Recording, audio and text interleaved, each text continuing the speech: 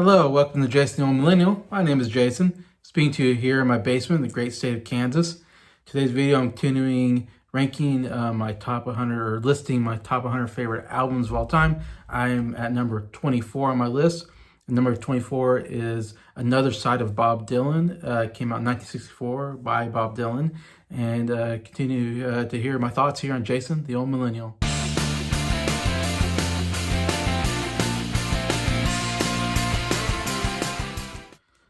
Hello, everybody. Hope everybody's doing well here on a Thursday evening. Had a pretty good day. It was on Mike's Did You See That for another Z Talks, which is always a lot of fun, getting to hang out with everybody there. And yeah, need to do a video here on Bob Dylan. This is my number 24th favorite album on my list of top 100 favorite albums. And I have the CD here I've showcased before when I bought it. Not a lot going on here, just a picture of Bob Dylan there. Yeah, pretty simple.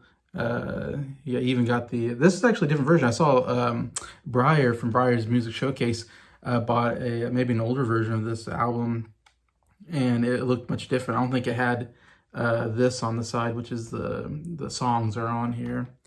But yeah, this is kind of yeah, younger Bob Dylan, you can see there. This is his fourth studio album, so it's fairly early on, 1964. I mean, it's early, somewhat early Bob Dylan type music.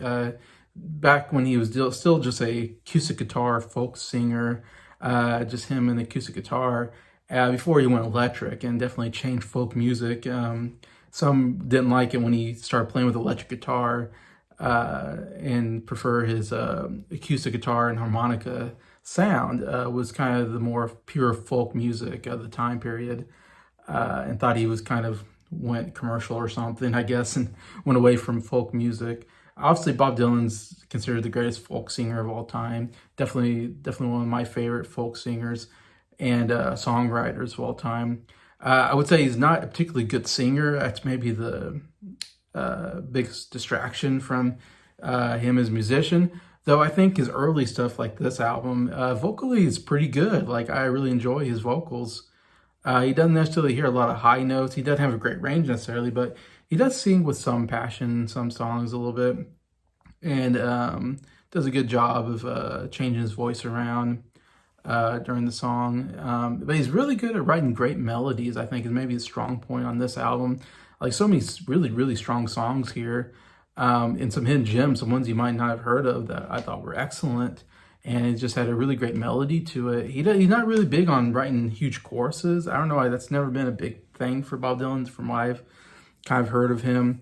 He's really just good at making really good melodies and verses. And he just gives you tons of verses. Like, you just have 5 minutes of just one verse after another, basically, which is really unique about Bob Dylan. But yeah, everything just makes Bob Dylan.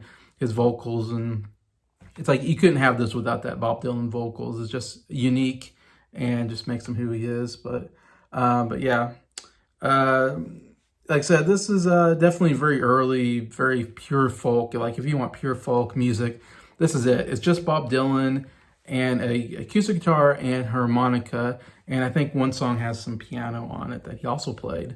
But it's him doing everything. You know, there's no band behind him. He's just alone in the studio doing this this album. And it's a little bit different from his first three albums. From what I'm reading, is that he went away from the social commentary that he normally did on most of the songs. I think folk music at its core is comes from protesting. You know, protesting the government. You know, whatever, you know, I think his mentor was Woody Guthrie, I think his name was, who was all about, I think, protesting, you know, against or for unions and stuff like that. And so that's where Bob Dylan comes from. And I think even if you look at Blowing in the Wind, one of his big classics, you know, has a little political edge to it. The times they are changing definitely got political to it. And With God on Our Sides, another favorite of mine of his early stuff, definitely got a lot of politics to it. So this one, he went away from that. He decided that he's going to do an album with not really any social commentary, but more just a pop, almost kind of going a little more pop folk. here and just writing songs about different things, but also got some love songs here, I'd say, and dealing with relationships, which he didn't do. That's what made Bob Dylan so kind of trailblazing at the time, is, he got really big without having to sing love songs, which everybody was singing love songs at this point, 1964. That's what everybody liked and what the studio you normally wanted. And so Bob Dylan kind of changed the game somewhat, from what I understand, by coming out and, saying, here's music that doesn't deal with love songs or being loved or out of love or something like that. And, that's a big deal to him. But here he does a little bit of that, which I think is great. But yeah, I really love this old Dylan, even though I've talked about Highway 61 Revisited on the channel, and Blood on the Tracks are two of my other favorite. This is my favorite Bob Dylan album, which might surprise people, because the big three that everybody talks about is Highway 61 Revisited, Blonde on Blonde, and Blood on the Tracks. Those are kind of the three big ones that all Bob Dylan fans put in their top, either number one or whatever, which I kind of agree. Like I said, Highway 61 Visit, really good album. And Blood on the Tracks I really like. Blonde on Blonde I haven't quite got onto because it's a double album, so it feels a little long to me, and they're not all the songs are really hit. But it's one I probably need to listen to more, because there's definitely some good songs there, and I get why people like it so much. But I don't know, there's something to say about these early Bob Dylan songs where before he got electric, that I really enjoyed the rawness of his performances here. And like I said, I actually quite enjoy his vocals, and the melodies and everything work really, really well anyways. And there's a couple big songs on here, I'd say, but a lot of songs aren't that big on here. I would say a lot of hidden gems. Like you start with All I Really Want to Do, really nice song, and that kind of a love song, but it's kind of more a song of being friends with, I guess, maybe your significant other or something like that. I've also heard the Byrds have also covered the song really well. I really like the Byrds version. The McCoys also did a version of this I enjoy. Both did really good version of this. Spanish Harlem Incident, really good. Chimes of Freedom, really good. That's another song the Byrds have covered. It's a 7-minute song, but just really excellent. And then there's these two really interesting songs on here that kind of make it unique. I Shall Be Free, number 10. And it's just him just blabbering about kind of nonsensical stuff and being somewhat kind of humorous in some ways. He just kind of tackles the subject, and he's not singing so much, just like, it's almost like talking, singing. And then he'll just blah blah blah da da da da da da da da da, and then he'll go, and then the harmonica, and then he's strumming along the whole time. And then he does a couple other lines, and then back to harmonica strumming. And I don't know, I kind of enjoyed it. There's one section where he talks about he's practicing shadow boxing, and he's gonna box Cassius Clay, And he has this whole section where he's talking about he's gonna go box Cassius Clay, which of course turns into be Muhammad Ali, the greatest boxer of all time. And I don't know why that part of the song always makes me laugh, because to think that Bob Dylan would just get killed in a ring with Muhammad Ali, would just kill him in one punch. It wouldn't be much of a match. So I don't know why he's calling out Cassius Clay in this song. But yeah, there's a lot of stuff like that. It's kind of somewhat humorous to me. I enjoyed it quite a bit. There's another song called Motorcycle Nightmare. Another really kind of funny song where he's just telling the story of this guy who, I can't remember exactly what it is, but I think he's on a motorcycle or something like that, and he either crashes it or runs out of gas, and he's by a farm, and so he goes to the farmer to get help, and he even tells the farmer he's a doctor, I think, so the farmer will let him in. I don't think he really is, but I think he's kind of, I guess, a lie about being a doctor or something. And of course, the farmer has a daughter. And of course, the farmer's like, you can stay, but you're gonna have to milk the cows in the morning or something like that. And, of course, don't do anything with my daughter kind of thing. It's that whole farmer thing that story you heard. Anyways, and then the next morning, the daughter's like, hey, you want me to show you where the showers are? And he's kind of like, oh no, like, you're coming on to me a little bit. And so there's this whole thing like, oh, I know how this goes. I've seen this movie. He says in the song, I've seen this movie before, saying it's kind of insinuating that the daughter is kind of, seducing him or flirting with him or something. And he's like, I don't know, that, the dad's going to kill me, So he's kind of getting a little nervous being around the daughter, like the daughter's, coming on to him a little too much. And so he wants to get out of there, but he says, I can't get out of there because I promised the father that I would milk the cow. And so I guess he feels like he can't just leave. So he decides that I'm going to have to say something very offensive that will make the farmer kick me out. So I'm going to do something to get myself kicked out, and I don't feel like I'm obliged to have to milk the cow and all this anyways. And so he comes up with this idea that he says, I really like Fidel Castro and his beard. And the farmers go downstairs and said, say that again. And he's like, I think you heard me the first time. I really like Fidel Castro. And so then the farmer starts swinging at him. Of course, and he dodges and he runs off. The farmer gets a gun and starts like shooting at him because I think he says something about, I love Fidel Castro and or I think he yells back at him, get out of here, you communist, something or rather, rat or whatever.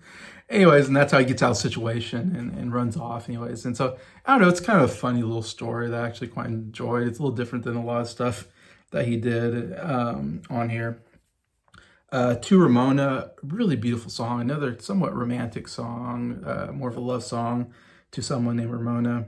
Really excellent. My Back Pages, one of the great Dylan songs of all time. I'll get to that a little bit later here. I Don't Believe in You, really another really excellent song. I said he's so good with these melodies. He's a acoustic guitar player, but his acoustic guitar playing isn't necessarily that complicated sounding. It just sounds like a regular strumming. Like he doesn't do any interesting pickings or anything. He carries it just with the melody. His voice in that melody somehow carries the whole song, which is really interesting. Ballad in Plain D, another just beautiful song. I really enjoyed quite a bit. And these aren't songs I really know that well, except for listening to this. And then we end the whole album on It Ain't Me, Babe, another really great Dylan song. The Turtles covered the song and made a hit out of it. I've heard this song before on one of his greatest hits albums, so it's definitely a song that I think is well known. It was a hit and one of the big ones on here. But anyway, so that's going through all that. But yeah, like I said, if you like folk music, you like Bob Dylan, this is a must, I think, listen album. I think an underrated album, because like I said, I like it. It's my favorite Bob Dylan album. So yeah, definitely give this one a listen.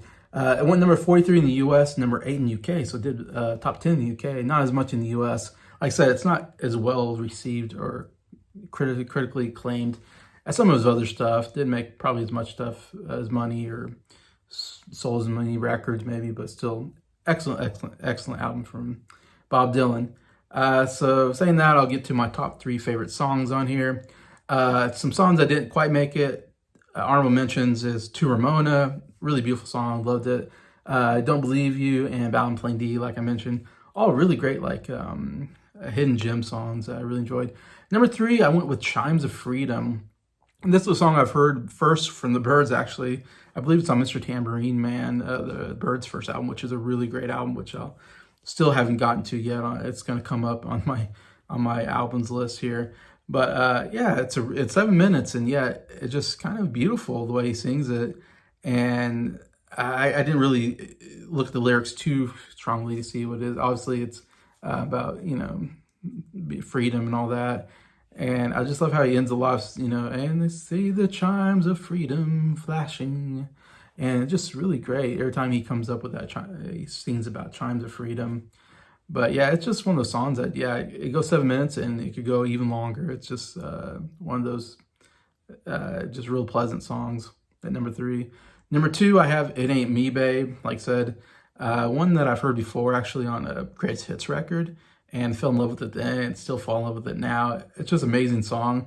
I think maybe one of my favorite vocal works from Bob Dylan, because and it's great verse and everything. But then I love how he crescendos into the chorus. You'll say something about you and many more, but it ain't me, babe. Like he doesn't pause between the end of the verse into the chorus. He just crescendos from the end of the verse into the beginning of the chorus.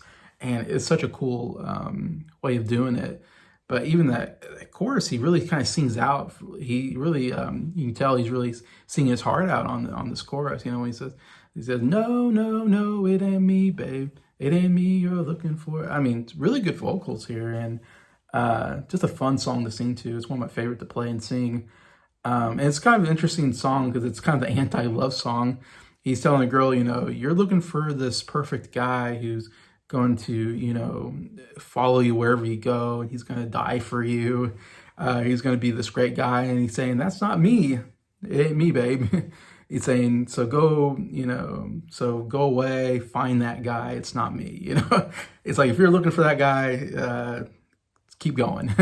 And it's kind of a funny song. It's like, okay, I guess it's kind of harsh. It's kind of mean, but yet I guess he's saying, it's not going to work out. Just, let's stop before we go on.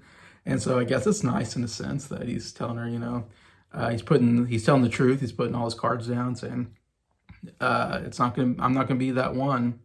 Maybe I can be, other things, but not the perfect one. But anyways, yeah, so I really love the lyrics and kind of the anti-message there that you normally get out of a love song. And number one has to be My Back Pages, one of my favorite Bob Dylan songs of all time. It's way up there. Yeah, it's just an amazing song. Again, just incredible verses. And then he ends it with one of the great lines, I think, I was so much older then, I'm younger than that now. And it's such a cool line. And he ends a lot of the end of the verses with that same line, which Bob Dylan does in a lot of songs. He picks one line and kind of ends all the verses on it instead of having like a full chorus.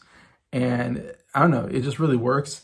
And it's such a cool concept, the idea of like, because of course he's kind of contradicted himself. Of course, obviously in the past you're younger, now you're older, but he's saying, I was older then, I'm younger now.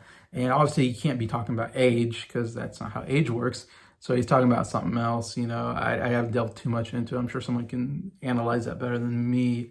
But I'm sure there's something psychologically he's talking about being younger and older than, younger now in some sense. But very interesting concept. Really like it. And it's another one of those songs that just can go on longer. Just every verse, it just you love listening to and just keeps going and going. And definitely one of the top songs of Bob Dylan. So that's my number one, My Back Pages. And so that's my review here of another side of Bob Dylan. Really great Bob Dylan album, number 24, my top 100 favorite albums list. So please comment if you've heard this album, if you listen to it, if it's a favorite of yours like me. Where does it rank amongst your Bob Dylan albums? I love to read those comments. And just thank you to everybody watching this video. Thank you for liking it. Thank you to all my subscribers for supporting the channel. I appreciate you all and hope you have